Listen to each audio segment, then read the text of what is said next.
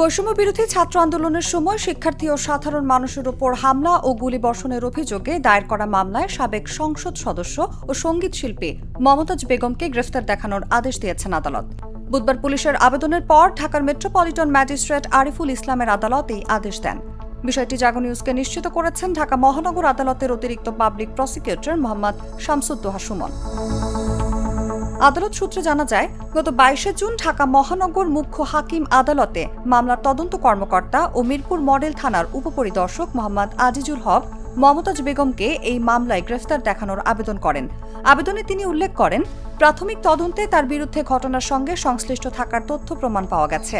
মামলার সুষ্ঠু তদন্ত এবং ঘটনার প্রকৃত রহস্য উদ্ঘাটনের স্বার্থে তাকে এই মামলায় গ্রেফতার দেখানো প্রয়োজন। মামলার নথি অনুযায়ী গত 29 নভেম্বর 2024 সালে রাজধানীর মিরপুর মডেল থানায় পেনাল কোডের বিভিন্ন ধারায় মামলাটি দায়ের করা হয়। মামলায় মানিকগঞ্জের সিংগাইর উপজেলার জয়মণ্ডপ এলাকার বাসিন্দা ও মঈন হাসান চঞ্চলের স্ত্রী সাবেক সংসদ সদস্য মমতাজ বেগমকে আসামি করা হয়েছে। মামলার অভিযোগে বলা হয়, 2024 সালের 8 আগস্ট রাজধানীর আগারগাঁও এলাকায় বৈষম্য বিরোধী ছাত্র আন্দোলনের মিছিলে অংশ নেয়া ছাত্র জনতার উপর অতর্কিত হামলা চালানো হয়। আন্দোলন দমনের উদ্দেশ্যে পুলিশ ও আওয়ামী লীগের নেতাকর্মীরা আগ্নেয়াস্ত্রসহ ঘটনাস্থলে উপস্থিত হয়ে আন্দোলনকারীদের উপর নির্বিচারে গুলিবর্ষণ করে বলে অভিযোগ রয়েছে।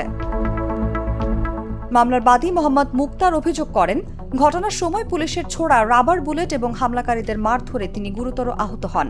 তার দাবি, স্থানীয় সংসদ সদস্য ও মামলার 1 নম্বর আসামি মমতাজ বেগমের প্রত্যক্ষ নির্দেশ ও নেতৃত্বে এই হামলা সংঘটিত হয়।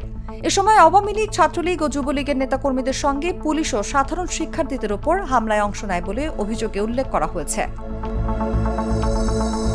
তদন্ত কর্মকর্তা আবেদনে আরও বলেন, আসামিকে গ্রেফতার দেখানো হলে প্রয়োজনীয় জিজ্ঞাসাবাদ করা সম্ভব হবে। পাশাপাশি ঘটনার সঙ্গে জড়িত অন্যান্য ব্যক্তি ও ঘটনার নেপথ্যের তথ্য উদ্ঘাটনেও তা সহায়ক হবে। এ কারণে তাকে এই মামলায় গ্রেফতার দেখানোর আবেদন করা হয়। মামলাটির তদন্ত কার্যক্রম চলমান।